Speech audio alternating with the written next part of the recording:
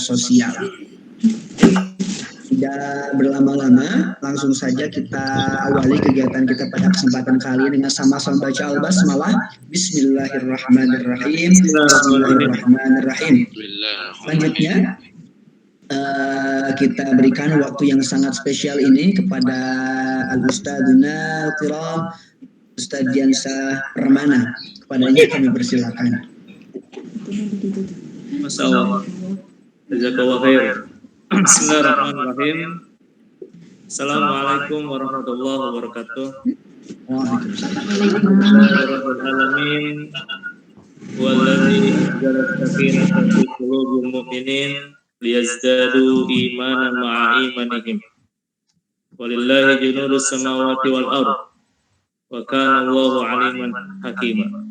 Asyhadu an la ilaha illallah wahdahu la syarikalah wa asyhadu anna Muhammadan abduhu wa rasuluhu la nabiyya ba'da.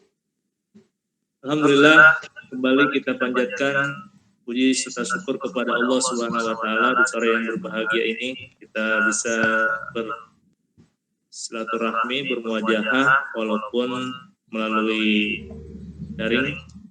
Insyaallah tidak mengurangi mahabbah saling berkasih sayang kita semua, sahabat-sahabat seperjuangan.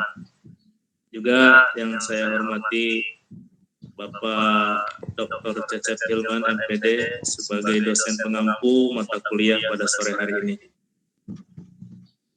Baik kawan-kawan semua, karena kita sudah terlambat juga waktunya, jadi saya tidak berpanjang-panjang. Saya langsung aja, tadi sudah diwakili oleh moderator yang sangat tampan ya, insya Allah. Hanya belum ketemu jodohnya saja, mudah-mudahan kita doakan segera. Amin. Pada sore hari ini, alhamdulillah saya kebagian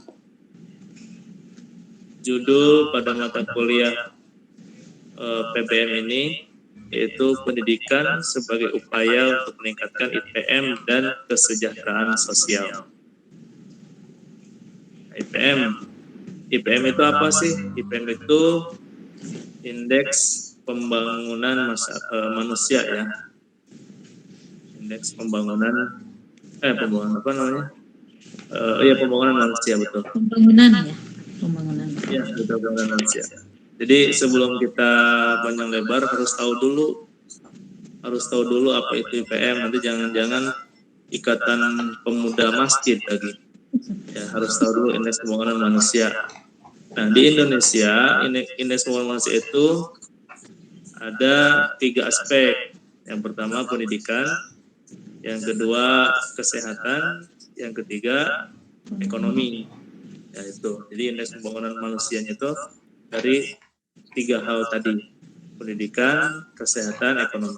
Nah, karena kita ada pada mata kuliah atau di perguruan tinggi berjurusan pendidikan, maka yang akan kita bahas di sini adalah lebih banyaknya tentang pendidikannya ya, dari segi pendidikannya.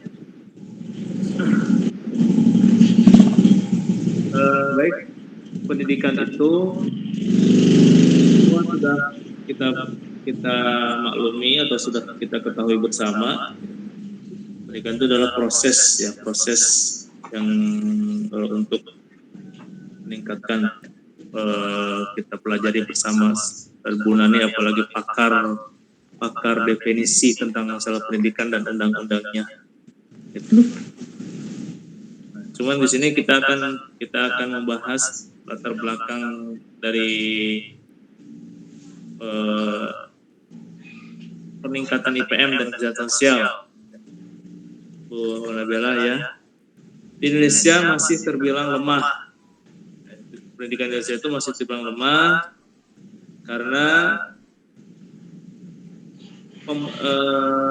tapi pemerintah mengupayakan dan merancang sistem pendidikan yang terbaik untuk masyarakat Indonesia.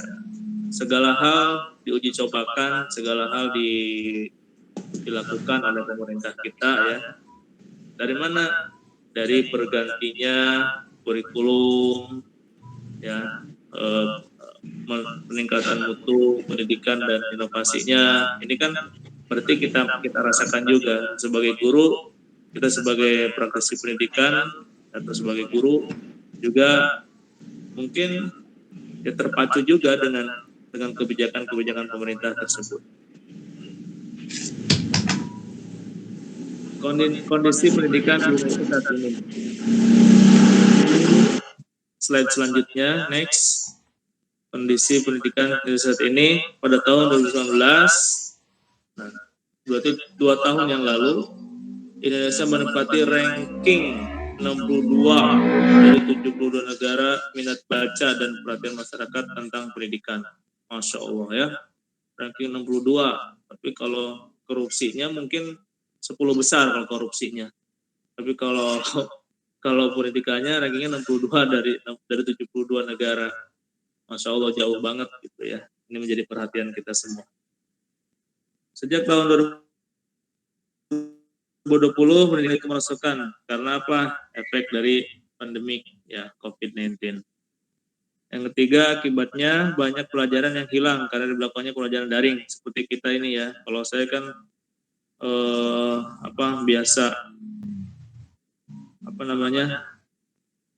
tidak teoritis tapi kepada aplikasi kayak begini-begini, apalagi daring terbatas ngomongnya gitu kan, apalagi mungkin teman ada yang kesusahan sinyal kalau lagi di luar rumah atau di luar kantor kan seperti itu. Tapi ada upaya, insya Allah tetap ada hasilnya walaupun tidak maksimal daripada tidak ada upaya sama sekali. Yang keempat, pada bulan November Indonesia mengalami penurunan kasus COVID. Hal ini tentu kabar yang membahagiakan. Sampai bulan November ini, alhamdulillah sudah banyak dibuka lagi sekolah.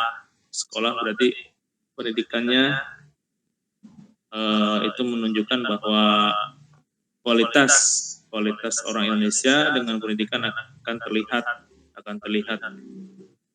sebagai negara yang sedang maju, tentu pendidikan menjadi hal yang prioritas. Terlebih lagi di Indonesia kan ada 2 kementerian yang menaungi pendidikan, ada Kemendikbud dan ada Kemenag. Ada Menteri Pendidikan dan ada Kementerian Agama. Selanjutnya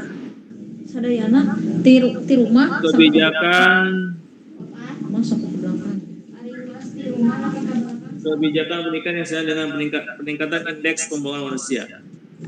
Indeks pembangunan manusia adalah pengukuran perbandingan dari harapan hidup, melek huruf, pendidikan, dan sumber hidup. Pendidikan merupakan unsur penting dalam indeks pembangunan manusia, harkat, martabat suatu negeri yang tadi saya sudah jelaskan. Indeks pembangunan manusia terus meningkat.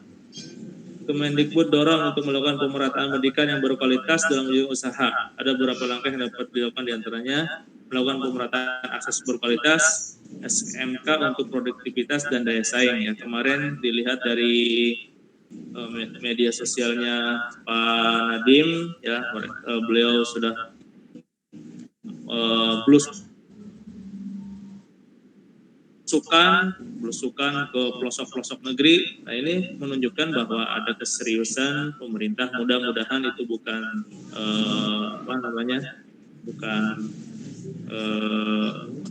kampanye atau belusukan itu. Nah, itulah apa sih namanya yang belusukan pencitraan, Masya Allah, pencitraan ya. Alhamdulillah, mudah-mudahan kita nggak tahu hati seseorang. Intinya tadi bahwa apa yang sudah diupayakan, insya Allah ada hasilnya.